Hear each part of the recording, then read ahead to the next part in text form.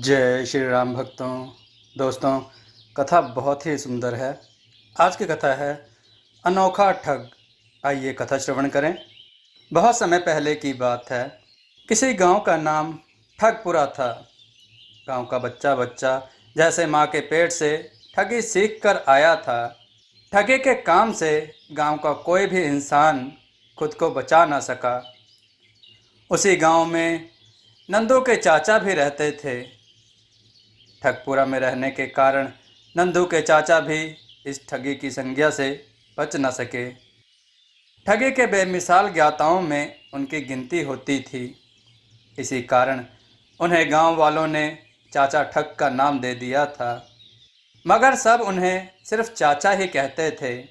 नंदू आज पहली बार अपने चाचा के गांव आया था। इसी कारण वह गांव के लोगों के स्वभाव से परिचित न था। शाम को चाचा ने उससे पूछा, बेटा, तुम यहाँ कितने दिन रहने आए हो?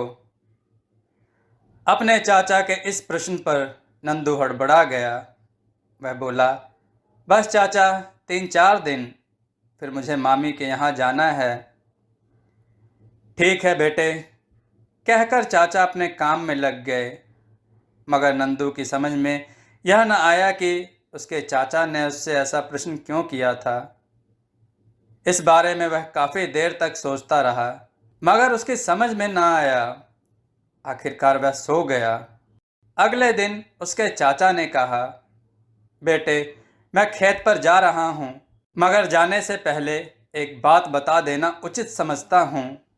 देखो बेटा, समय बहुत खराब है। वैसे भी यह गांव बदनाम है और गांव वाले भी कुछ ऐसे ही हैं। बाहर से आने वालों को यहाँ खास सावधानी बरतनी पड़ती है। अतः घर से ज़्यादा दूर मत जाना। कहकर चाचा खेत पर चले गए।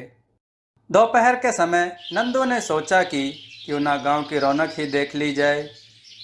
यह सोचकर वह घर से बाहर निकल गया। अभी वह कुछ दूर चला ही था कि अचानक उसके पास एक आदमी आया। नंदू ने देखा कि वह एक आंख से काना था। नंदू के पास आते ही वह बोला, काहे भैया, का हाल है? मेरा नाम अच्छन है। तुम राघव हो ना? नहीं, मेरा नाम नंदू है, नंदू ने कहा। ओह, वह व्यक्ति अंगड़ाई तोड़ता हुआ बोला, अच्छा अच्छा, नाम में कुछ गलती हो गई। वैसे मैं तुम्हें अच्छी तरह पहचानता हूँ। तुम्हारे दादा से मेरे बड़े अच्छे संबंध थे। अच्छी बैठक रहती थी, हुक्का पानी रहता और भी साथ था। वे मेरे मेहरबानों में से एक थे। नंदू ने उसकी बात काटकर कहा, उन्हें तो गुजरे हुए भी वर्षों बीत गए हैं। आपकी उम्र तो अभी बहुत कम है, इसलिए आप उनके साथियों में से मालूम नहीं पड़ते। ओह, यह बात नहीं है बेटे। असल में मैं अपनी देखरेख बहुत ज़्यादा रखता हूँ, इसलिए मेरी उम्र का एहसास नहीं होता। खैर छोड़ो, अब काम की बात पर आ जाओ, वह व्यक्ति बोला। काम की बात? कौन से काम की बात? नंदू ने हैरानी से उस व्यक्ति को घूरा। मैं बताता हूँ बेटे, जरा कान खोलकर सुनो, वह व्यक्ति बहुत ही प्यार से बोला। वैसे तो तुम खुद ही देख रहे हो, मेरी एक आंख नहीं है। जानते हो इसका क्या कारण है? ना तो मैं जानता हूँ और ना जानना चाहता हूँ। नंदू बिना वजह गले पड़ी हुई इस मुसीबत से पीछा छुड़वाना चाह रहा था। अतः इतना कहकर जैसे ही वह आगे बढ़ा, उस व्यक्ति ने उसका हाथ थाम लिया और बोला, सुनो बेटे, पहले मेरी सुनो। जानते हो मेरी एक आंख क्यों है? क्योंकि दूसरी आंख तुम्हारे दादा के पास गिरवी रखी है। उन्होंने वायदा किया था तुम उनकी पीढ़ी दर पीढ़ी से भी आंख ले सकते हो। संयोग से आज उनके पोते यानी तुमसे भेंट हो गई, इसलिए लाओ, दे दो मेरी आंख। वह बहुत ही मीठे स्वर में बात कर रहा था। यह सुनकर नंदू घबरा गया। यह तो अजीब मुसीबत है, उसने सोचा। नंदू की खामोशी देखकर वह व्यक्ति गर्मी इख्तियार करने लगा। बात बढ़ने लगी तो नंदू को एक उपाय सूझा। वह उस व्यक्ति से बोला, ठीक है भाई, यदि तुम्हारी आंख हमारे यहाँ गिरवी रखी है तो तुम घर चलो। चाचा के पास रखी तो है, मगर वे मुझे हाथ नहीं लगाने देंगे, तुम्हें चलकर ले लो। यह सुनकर अच्छन नामक वह व्यक्ति नंदू के साथ चाचा के घर की ओर रवाना हो गया। घर पहुंचकर उसने पाया कि चाचा उसी का इंतज़ार कर रहे हैं। उसने जल्दी जल्दी चाचा को सारी बातें बताई। हालांकि चाचा उसके साथ अच्छन को देखते ही समझ गए थे कि मामला गड़बड़ है। फिर भी नंदू से सारी बात सुनने के बाद उन्होंने अनजान बनकर अच्छन से पूछा, कहो भाई अच्छन, कैसे आना हुआ?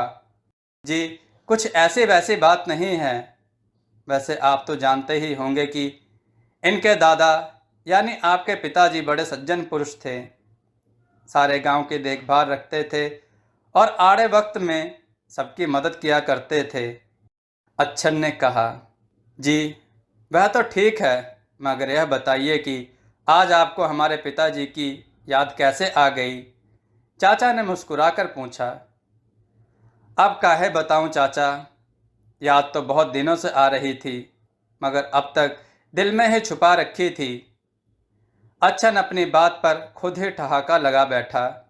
मजबूरीवश चाचा को भी उसकी हंसी में हंसी लगानी पड़ी। असल में चाचा, बात यह है कि एक बार गांव में बड़ी भयानक बीमारी फैल गई थी, तो मैंने अपने बीवी बच्चों और ज़मीन को बचाने के लिए आपके पिताजी के पास अपनी एक आंख गिरवी रख दी थी। अब यह रही उधार ली गई रकम, और अब मैं नंदू से अपनी आंख वापस मांग रहा हूँ। यह इस बात के फैसले के लिए मुझे आपके पास ले आया है। तब चाचा ने अच्छन को समझा बुझाकर एक दिन की मोहलत ले ली। अच्छन के जाने के बाद चाचा ने नंदू से कहा, देखा, हो गया ना लफड़ा, इसीलिए तो मैंने तुमसे पूछा था कि कितने दिन रहोगे। नंदू चुप रहा। फिर चाचा पास के बूचड़ खाने की ओर रवाना हुए। वहां पहुंचकर उन्होंने कुछ भेड़ बकरियों की आंखें खरीदी और वापस लौट आए। वापस आकर उन्होंने नंदू को कुछ समझाया और दोनों सो गए। अगले दिन अच्छन मियाँ चाचा के यहाँ पहुँचे। उन्होंने देखा कि चाचा घर पर नहीं हैं। उन्होंने नंदू पर अपनी हेकड़ी जमानी शुरू कर दी। बोले, देखो नंदू भाई, जल्दी से मुझे मेरी आंख ला दो। वह जानता था कि नंदू के पास आंख होगी ही नहीं तो वह देगा कहाँ से। मगर नंदू ने उसकी आशाओं पर पानी फेर दिया। वह तेजी से अंदर गया और चाचा की योजना के तहत वह अंदर से एक बकरी की आंख ले आया और अच्छन से बोला, लो भाई तुम्हारी आंख। अच्छन ने चौंक कर नंदू की हथेली पर रखी आंख को देखा, फिर उसे अपने हाथ में लेकर उलट पलट कर देखने लगा। वह मन ही मन परेशान भी हो रहा था, मगर आखिरकार ठगपुरा की इज्जत का प्रश्न था। उलट पलट कर देखने के बाद अच्छन ने मुंह बनाकर कहा, यह तो बड़ी है, यह मेरी आंख नहीं है। वह समझ रहा था कि नंदू के पास वही एक आंख होगी, मगर ऐसा तो था ही नहीं। नंदू वापस अंदर गया और दूसरी आंख ले आया और बोला, तब यह वाली होगी। दूसरी आंख देखते ही अच्छन के होश छूमंतर हो गए, मगर जल्दी ही उसने खुद को संभाल लिया और बोला, नहीं, यह भी मेरी आंख नहीं है। तब नंदू ने योजनाबद्ध तरीके से एक दो बार और आंखें दिखाईं, मगर जब अच्छन ने उन्हें अपनी आंखें ना बताईं तो नंदू झुंझलाकर वह टोकरी जिसमें आंखें रखी थी उठा लाया और अच्छन के सामने पटक कर बोला, इसमें से छांट ले अपनी आंखें। तुम्हारे जैसे बहुत से गरीबों ने दादा के पास अपनी आंखें गिरवी रख दी थीं। यह सुन और देखकर अच्छन ने झेप उतारने के लिए सभी आंखों में अपनी आंख ढूंढने का नाटक किया। फिर कुछ देर बाद गुस्से से भरते हुए बोला, यह क्या मजाक है? क्यों, क्या हुआ? नंदू ने जल्दी से पूछा। देखो, चुपचाप शराफत से मुझे मेरी आंख वापस लौटा दो। वह आग बबूला होने का भरसक प्रयास करते हुए बोला। क्यों, इसमें तुम्हारी आंख नहीं है क्या? नंदू ने उसकी बात काटकर पूछा।